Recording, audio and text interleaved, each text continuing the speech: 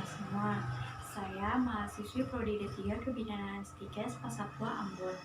Perkenalkan, nama saya Akira Selayoe dengan NIM B1911002. Nah, di kesempatan video kali ini saya ingin menampilkan video tentang konseling akseptor KB pada masa pandemi COVID-19.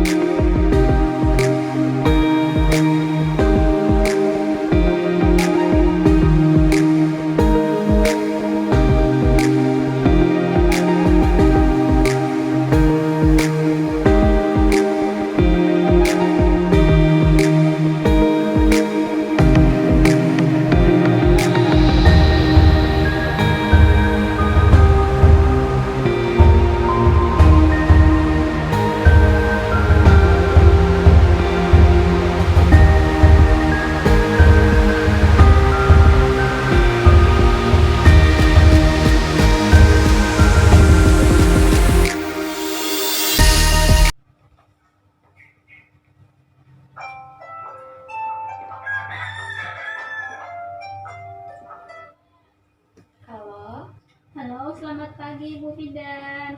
Iya, selamat pagi. Bagaimana ini dengan Ibu Resti ya? Iya betul, ini dengan saya Bu.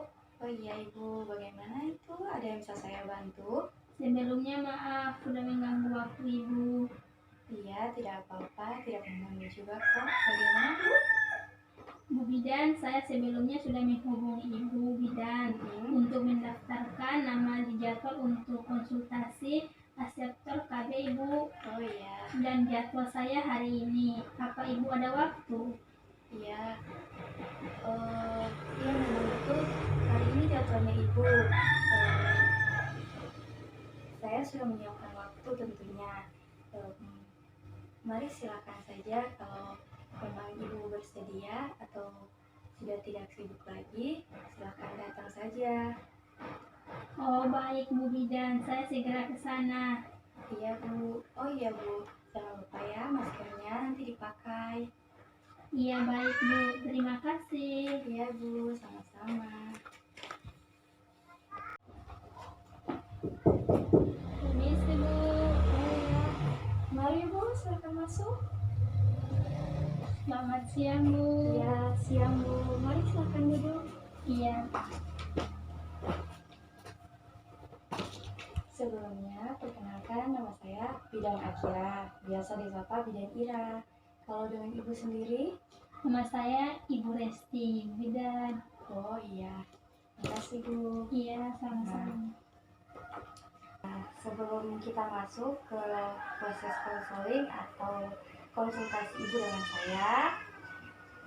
saya akan menyampaikan beberapa hal terkait dengan peraturan-peraturan yang berkaitan dengan tata cara konseling ya, konseling antara pasien dengan bidan. Nah, mungkin Ibu juga sudah merasakan sendiri ya, mungkin terjadi keanehan atau rasa ya gimana ya, kurang nyaman mungkin ya. Saya mohon maaf karena memang kita sama-sama tahu kita berada pada masa pandemi COVID-19. Nah, pada masa ini telah dikeluarkan peraturan atau tata cara yang diberikan untuk kami sebagai petugas kesehatan dan juga kepada klien kami, yaitu pasien kami. Nah, mungkin Ibu sudah mengalami sendiri ya sebelum konsultasi ke sini, yaitu Ibu harus terlebih dahulu mendaftarkan nama dan membuat jadwal atau perjanjian dengan saya sebagai petugas kesehatannya. Nah, yang padahal sebelumnya kan saat Ibu dan mungkin teman-teman yang lain ingin berkonsultasi dengan kami bidan, Nah, tinggal datang saja, kami terima dengan tangan terbuka. Namun sekarang kami menerima, namun memakai batas atau sesuai dengan jadwal yang telah kami buat. Ya, ini semua kan demi menerapkan protokol kesehatan.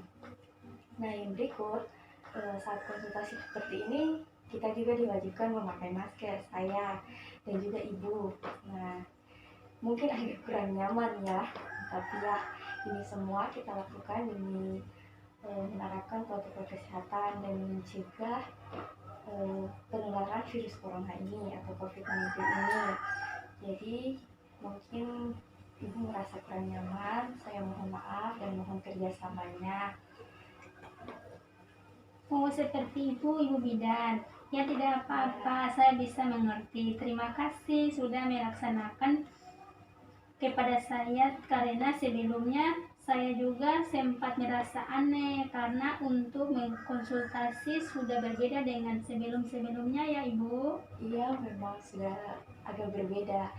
Ya, bukan cuma ibu yang menanyakan, tapi semua klien yang datang pada saya sempat bingung atau aneh. Dan juga sempat bertanya, kenapa ya Bu, kita harus membuat jadwal atau mendaftarkan diri dulu sebelum kita berkonsultasi. Dan saya juga menjelaskan sama seperti yang saya jelaskan kepada ibu. Dan ya, syukurnya mereka semua bisa mengerti dan bekerja sama dengan kami.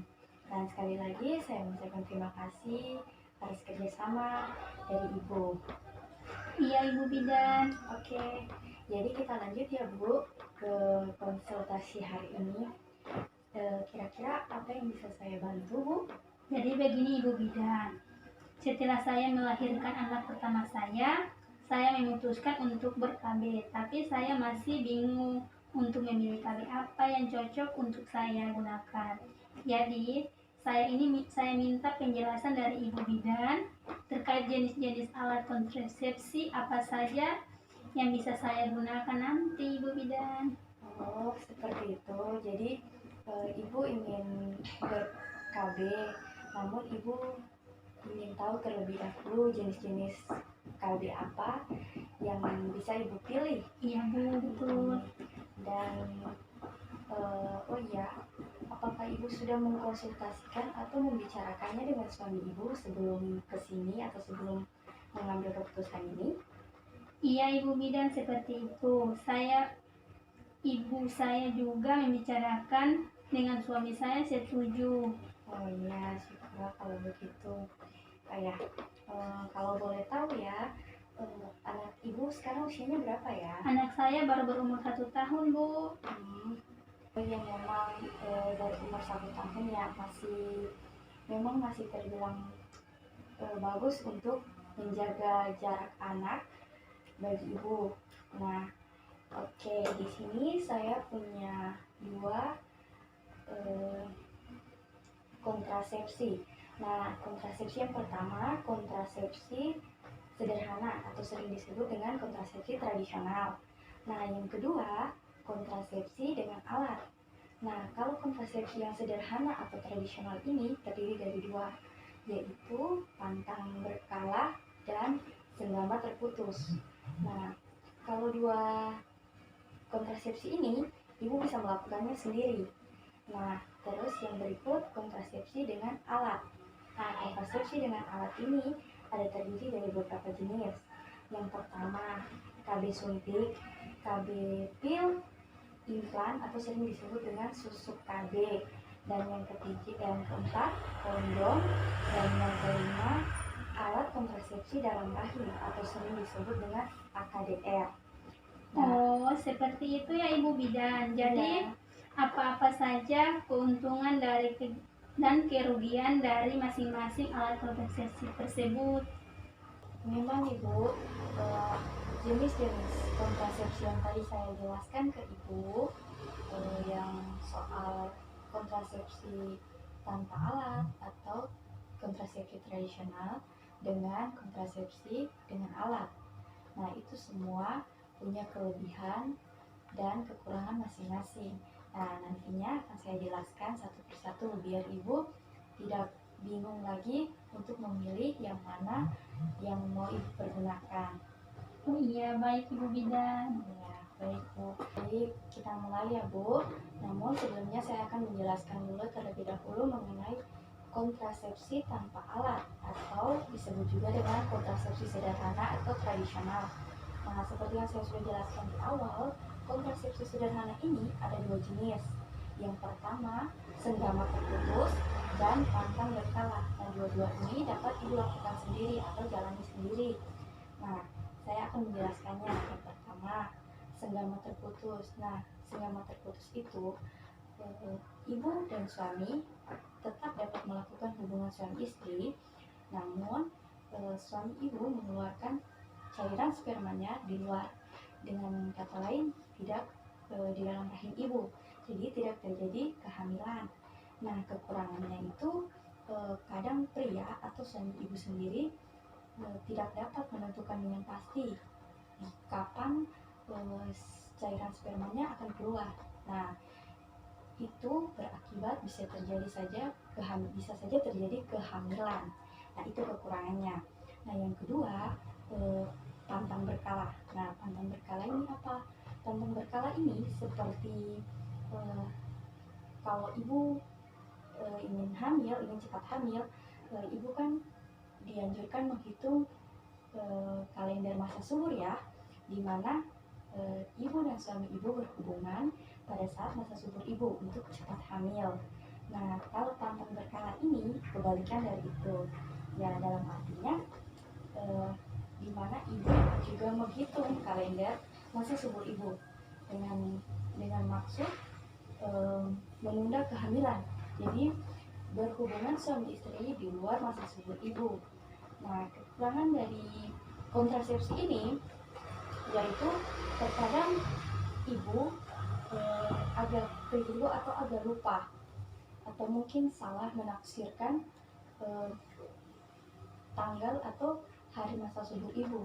Nah, pada saat salah menentukan itu kan terkadang terjadi pembuahan. Nah, itu bisa terjadi kehamilan.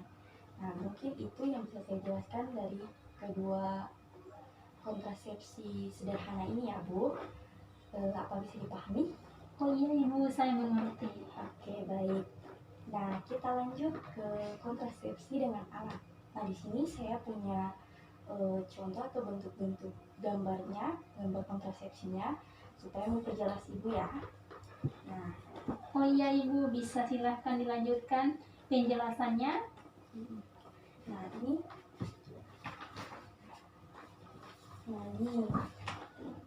yang pertama yang sudah saya sampaikan tadi, kontrasepsi dengan suntik atau KB suntik ya. Nah, KB suntik ini ada dua jenis. Ada yang 1 bulan, ada yang 3 bulan. Nah, kalau untuk keuntungan atau fungsinya ya memang untuk menunda kehamilan. Nah, keuntungannya itu sih dari KB ini yaitu dapat meningkatkan kenyamanan dalam hubungan suami istri tanpa harus merasa takut untuk hamil. Jadi setelah memakai ini ibu tidak perlu khawatir untuk takut hamil lagi saat berhubungan ya. Nah, terus tidak perlu takut lagi untuk hamil dan juga dapat dipakai untuk semua usia. Nah, untuk semua usia dan juga untuk ibu menyusui tidak berpengaruh. Jadi alat kontrasepsi yang suntik atau KB suntik ini tidak berpengaruh juga pada ibu yang menyusui, jadi cocok untuk mungkin ibu yang masih menyusui ya. Nah, tapi ada kekurangannya. Kekurangannya itu bagi sebagian ibu dapat timbul flek-flek hitam. Nah, dapat juga menimbulkan berat badan itu meningkat atau kegemukan, dan juga dapat terkadang ada yang berat badannya turun sekali. Nah, itu mungkin itu kekurangannya. Nah, kita lanjut yang berikut, KB implan atau sering disebut dengan KB suntik ya. Bentuknya seperti ini. Nah, ini bentuk KB implannya. Nah, kalau untuk KB implan ini atau KB susut ini ada terdiri dari beberapa jenis. Nah, yang pertama KB implan atau susut 2 batang, 3 batang, dan juga 6 batang. Nah, itu biasanya dipakai di bagian bawah kulit, ditancapkan ya di bagian bawah kulit. Nah, seperti gambar ini. Nah, kalau implan 2 batang dan 3 batang itu waktu efektifannya itu sekitar 3 bulan. Jadi waktu untuk bereaksinya itu sekitar 3 bulan. Jadi selama 3 bulan itu ibu tidak perlu takut untuk hamil. Pada saat berhubungan intim ibu tidak pusing memikirkan itu, oh nanti saya berhubungan intim terus saya hamil begitu. Nah, selama 3 bulan ibu kasih pada aman ya. Nah, kita lanjut ya. Nah, sedangkan yang 6 batang, yang ini 6 batang mampu bertahan sampai 5 bulan. Nah, jadi kalau yang 6 batang itu bertahannya sampai 5 bulan. Jadi tidak perlu ibu suntik-suntik lagi ya. Kalau pada obat KB suntik itu kan 1 bulan dan 3 bulan. Nah, kalau yang ini implannya yang 2 dan 3 itu dipasang, yang 2 dan 3 itu lamanya 3 bulan. Nah, setelah 3 bulan itu baru dipasang lagi. Nah, terus kalau yang 6 batang ini nanti setelah 5 bulan baru bisa, setelah 5 bulan baru kita pasang kembali lagi. Nah, apa saja keuntungan dari alat kontrasepsi implan atau susuk ini?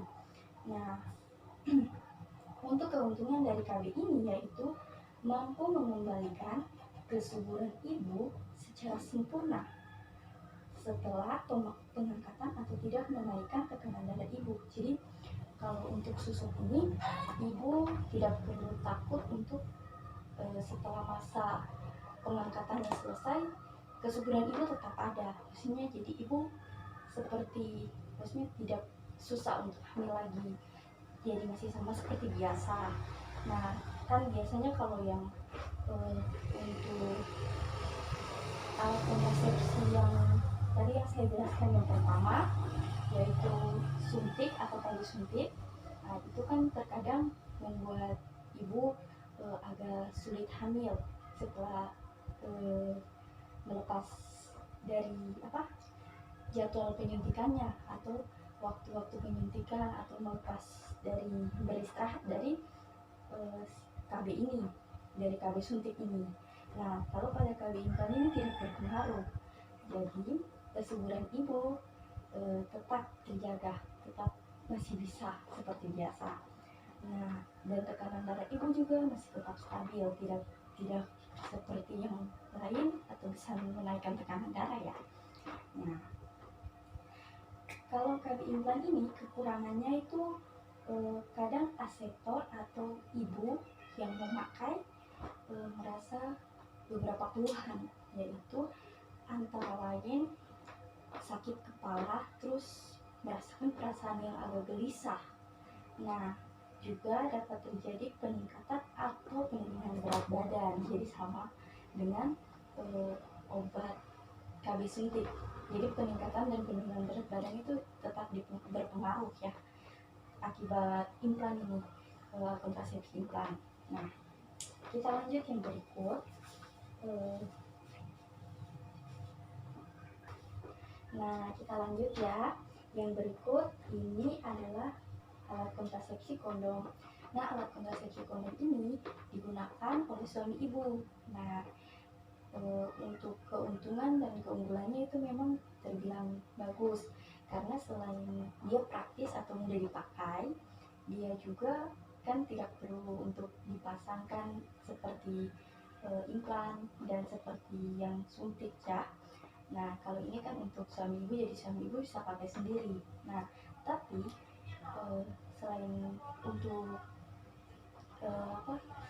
selain untuk praktis dipakai, dia juga dapat mencegah penularan penyakit-penyakit seksual yang menular seperti HIV/AIDS dan penyakit-penyakit lain.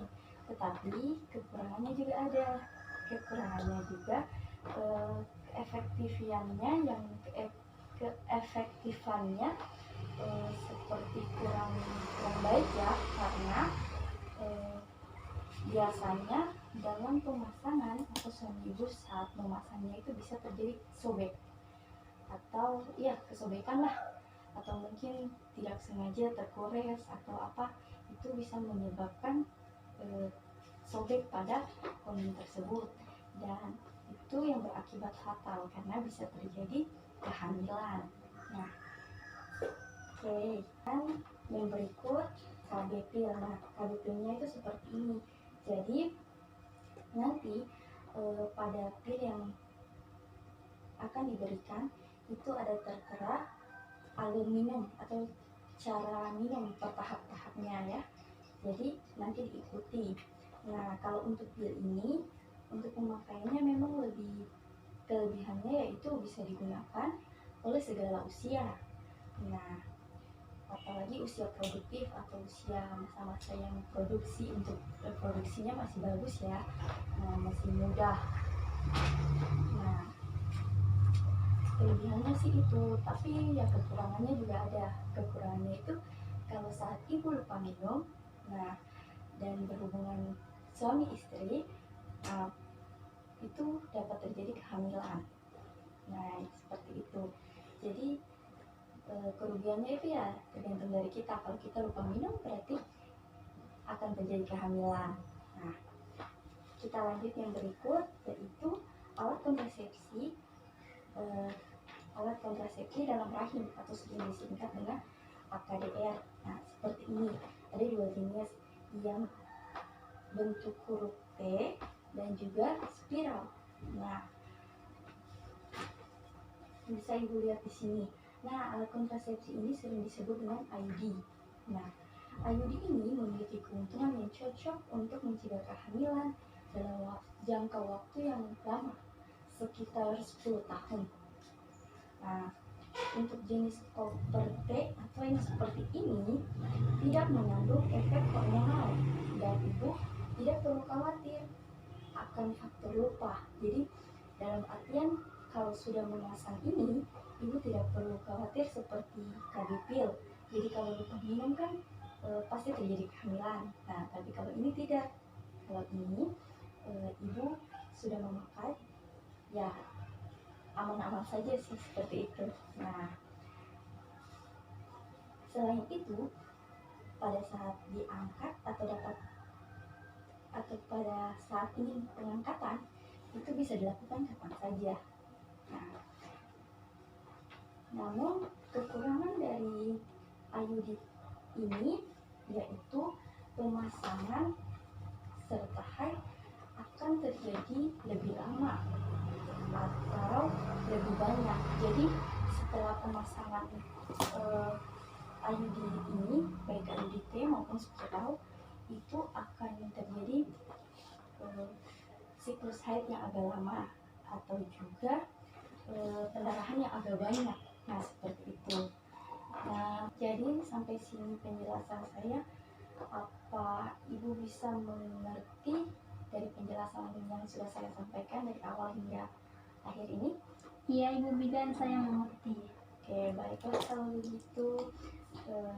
Kalau memang ibu sudah mengerti, tapi apakah ibu bisa menjelaskan atau memberikan penjelasan secara singkat saja mengenai apa yang sudah saya jelaskan, supaya saya juga yakin bahwa ibu sudah bisa mengerti dan sudah bisa mengingatnya. Apa bisa, Bu? Baik, Ibu Bidan. Tadi Ibu Bidan menjelaskan bahwa KB suntik ada dua jenis, yaitu 1 bulan dan 3 bulan. Keuntungan yaitu cepat mengambil masa subur, namun menimbulkan refleks serta peningkatan penurunan berat badan. Untuk KB implan jenis ada 2 dan 3 batang yang digunakan selama 3 bulan. Dan sedangkan ada 6 batang sampai 5 bulan. KB ini mampu mengambil kesuburan secara sempurna setelah pengangkatan, sedang kekurangan yaitu menjadi gelisah, ada juga tetap peningkatan penurunan berat badan. KB kondom digunakan oleh pasangan saya, sedangkan pencegahan penularan penyakit seksual, namun peningkatan efektifnya masih rendah. Pada KB pil itu dapat diminum secara praktis, namun kadang kalau kita lupa minumnya. Dan pada KB KBAIUD memiliki keuntungan yang cocok untuk jangka yang panjang dan tidak memiliki efek hormonal. Namun, pada awal pemasangan terjadi pendarahan dan haid yang menjadi lebih lama. Benar begitu kan Ibu Bidan? Ya, benar sekali. Nah, bagus sekali Ibu sudah mengerti. Dan apakah dari penjelasan saya ada yang belum Ibu pahami? Tidak Ibu Bidan, saya merasa sudah mengerti. Ya, baguslah kalau begitu. Dan kalau begitu, Ibu sudah bisa memilih atau menentukan KB apa atau alat kontrasepsi apa yang mungkin cocok untuk Ibu pakai. Iya Ibu Bidan, saya sudah mantap untuk memilih KBAIUD karena KB ini dapat menggunakan dalam jangka panjang sehingga pada masa sekarang saya bisa fokus dulu memberikan kasih sayang kepada anak saya sampai nanti saya sudah merasa siap untuk punya anak lagi. Ya, Ibu, pilihan yang sangat tepat untuk Ibu yang bijak. Nah, apalagi Ibu sangat mementingkan kepentingan tumbuh kembang anak Ibu ya. Nah, apalagi pada masa-masa sekarang, masa pandemi COVID-19 ini sangat dianjurkan untuk menunda kehamilan karena menekan risiko-risiko atau hal-hal buruk yang mungkin terjadi baik bagi ibunya maupun bagi janin dan bayinya. Nah, iya, terima kasih Bu Bidan. Oh iya Bu, saya mau bertanya tentang kapan waktu pemasangan IUD ini. Iya, kapan saja bisa. Nah, asal Ibu sudah yakin Ibu tidak dalam keadaan hamil. Dan juga pemasangannya itu bisa dilakukan setelah 40 hari setelah persalinan. Nah, dan dapat pula dipasang pada waktu Ibu sedang dalam siklus haid. Oh, jadi dapat dipasangkan kapan saja, jadi bahwa tidak hamil ya Ibu Bidan? Iya.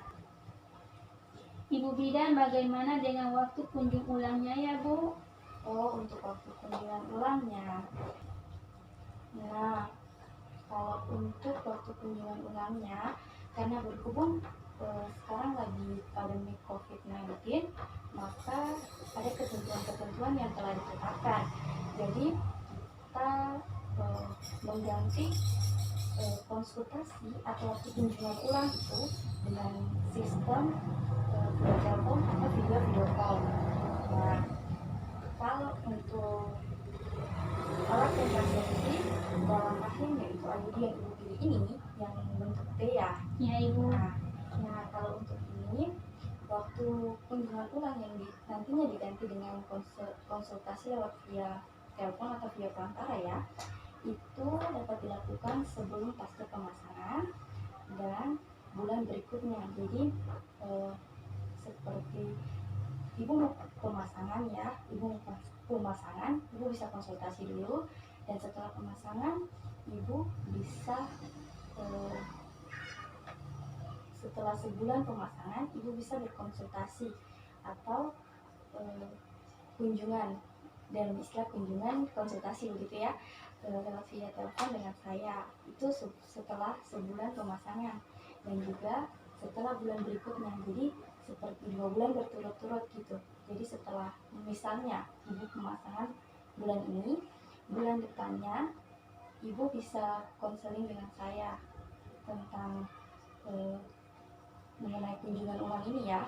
Nah, setelah bulan yang Ibu sudah konsultasi, nah bulan berikutnya Ibu konsultasi lagi. Jadi berturut-turut hanya sampai 2 bulan. Nah, jika memang Ibu sudah tidak haid selama 1 minggu, nah kunjungan ulang atau konsultasi via online via perantara ini bisa dilakukan 6 bulan kemudian. Nah, itu. Tapi ada tapinya. Kalau memang Ibu merasa keluhan, ada keluhan seperti Ibu merasa pusing atau pendarahan yang hebat atau apa, seperti keluhan yang mungkin Ibu tidak nyaman, Ibu bisa langsung konsultasi sama saya, bisa hubungi saya, dan saya akan menyiapkan waktu untuk berkonsultasi dengan ibu dan memecahkan masalah yang ibu alami. Nah, jangan tunggu ya sampai sebulan atau 6 bulan lagi. Pokoknya kalau memang ada keluhan nantinya, ibu langsung hubungi saya dan mengatur pertemuan dengan saya lagi seperti ini ya. Apa sampai sini ibu sudah mengerti? Oh iya Ibu Bidan, saya sudah mengerti. Oke, baik. Oke, baik kalau gitu. Apakah ibu mau pemasangan sekarang atau mungkin dikonsultasi dengan suami atau dibicarakan dulu dengan suami agar tidak terjadi kesalahpahaman lah dalam rumah tangga ibu? Iya Ibu, sepertinya saya harus berkonsultasi dulu KB pilihan saya kepada suami saya, karena bagaimanapun ia harus menjadi kesepakatan kami agar tetap terjalin hubungan harmonis di antara kami. Kemudian setelah saya mendapatkan persetujuan dari suami saya akan berhubungi Ibu Bidan kembali dan mengatur jadwal untuk melakukan pasangan IUD. Oke, baik kalau begitu. Nah, kalau begitu, ibu nanti konsultasi atau bicarakan dulu lah sama suami ibu. Kalau memang sudah mantap, ibu boleh hubungi saya kembali dan mengatur pertemuan untuk pemasangan IUD ini, ya Bu. Iya Ibu Bidan, terima kasih banyak atas dukungan dan informasi Ibu berikan kepada saya. Ini sangat bermanfaat sekali bagi saya dan keluarga. Iya Ibu, sama-sama. Saya juga dengan senang hati membantu Ibu. Nah, oh iya, pesan saya tetap jaga kesehatan Ibu dan keluarga, dan juga tetap mengikuti anjuran-anjuran protokol kesehatan yang sudah diberikan demi mencegah kita dari tertularnya ke wabah ini, agar kita semua tetap dalam keadaan sehat. Ya Bu. Iya Ibu Bidan, terima kasih sekali lagi Ibu. Kalau begitu saya permisi dulu ya Ibu Bidan. Selamat siang Ibu. Iya, terima kasih kembali. Selamat siang Bu. Siang, permisi Bu. Iya. Terima kasih telah menyaksikan video saya. Semoga apa yang saya sampaikan melalui video saya dapat bermanfaat bagi semua. Wassalamualaikum warahmatullahi wabarakatuh. Salam sejahtera untuk kita semua.